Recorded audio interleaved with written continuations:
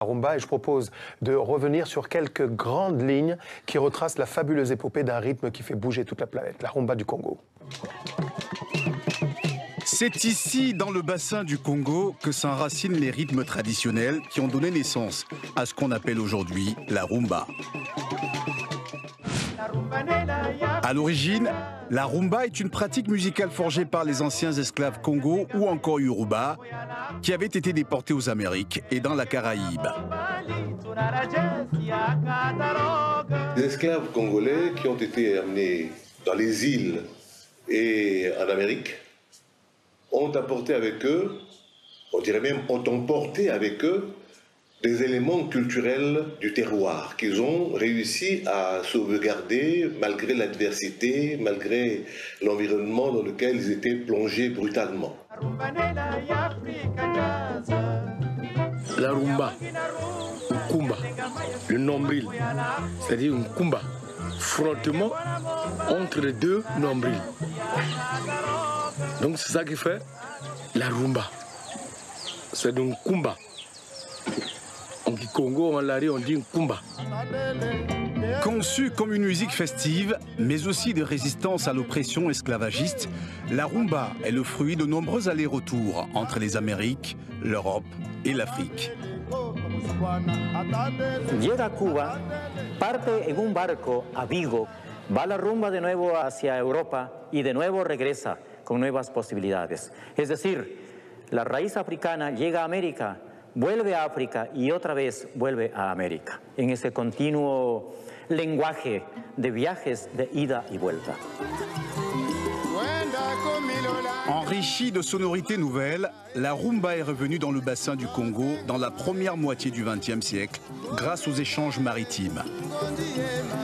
À l'époque, les pionniers les plus connus en sont alors Paul Kamba à Brazzaville ou encore Adou Elenga et Wendo Kolosoy à Léopoldville, devenu Kinshasa après l'indépendance.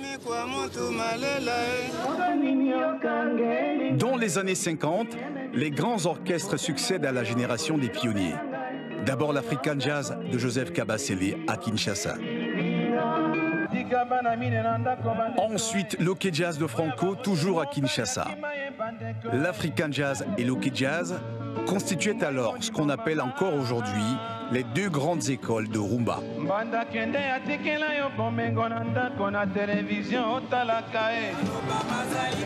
Piliers de l'Ok Jazz, Jean-Serge Essou et Nino Malapé fondent ensuite l'orchestre Les Bantous de la capitale en 1959 à Brazzaville.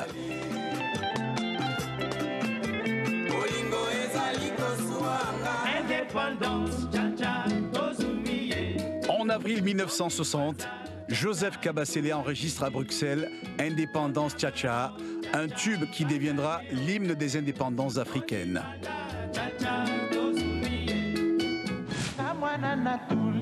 Issu de l'African Jazz de Joseph Kabasele, Taboulé Rochereau a profondément marqué l'histoire de la rumba congolaise. Vous voyez, ça c'est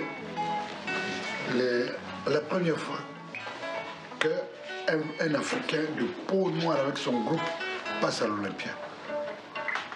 Ça c'est l'orchestre de l'Olympia qui m'accompagne. En 1975, Abeti Masikini, l'une des rares femmes à occuper le devant de la scène de la chanson congolaise, se produit à son tour à l'Olympia.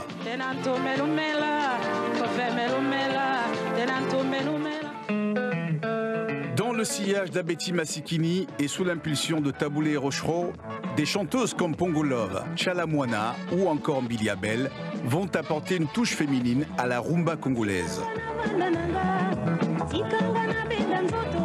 Une tradition que cette nouvelle génération doit à des pionnières comme Marie Kitoko ou encore Lucie Eyenga.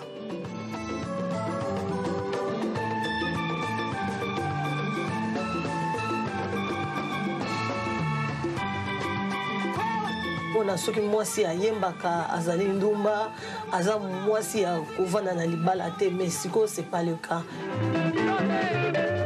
Cependant, les années 80 seront celles du règne sans partage du groupe Zaiko Langa Langa, fondé en 1969. Depuis, de nouvelles générations d'artistes ont succédé à Zaiko Langa-Langa et la rumba congolaise continue son expansion dans le monde entier grâce à des figures emblématiques comme celle de Papa Wemba. Adieu. Yanga na yo esili malongoli pe motema pona yebi eleki